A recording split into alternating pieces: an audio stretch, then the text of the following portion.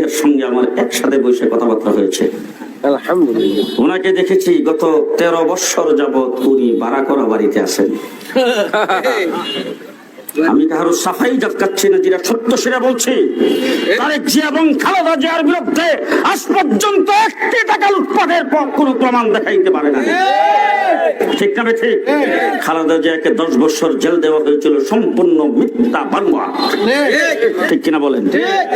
আমার বিএনপি ছাত্রদল যুবদলের ভাইরা, মুফতি ফজলুল হক আবি রহমাতুল্লাহ আলাইহি এখান থেকে নির্বাচন করেছেন 2001 সালে। আবার একটা জিনিস বারবার চোখে ভাসে এবং মনে পড়ে, আমরা ওরওয়াইল পাকশি বলে ওই দিয়ে গিয়েছিলাম, সন্ধ্যা হয়ে গেছে। যেই নৌকায় গিয়েছিলাম সেই নৌকার মাঝি আমাদেরকে বলতেছে, হুজুর এই দুর্গম এলাকাটা পার হয়ে যাওয়াটা বহু কঠিন, আমি ওরওয়াইলের লোক, আবার ওরওয়াইলে আসতে হবে, আপনারা যদি চুনটা নেমে যেতেন তাহলে আমার জন্য সুবিধা। আপনাদের চুনটার মানুষ তো জানে না হুজুরের প্রোগ্রাম তো এখানে নাই।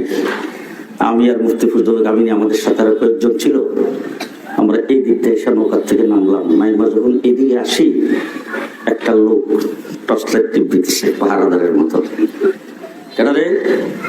টর্চ লাইট টিপ দিয়ে যখন দেখছে আমাদের, ও ভাই গো, আমি নি হুজুর আইসে রে।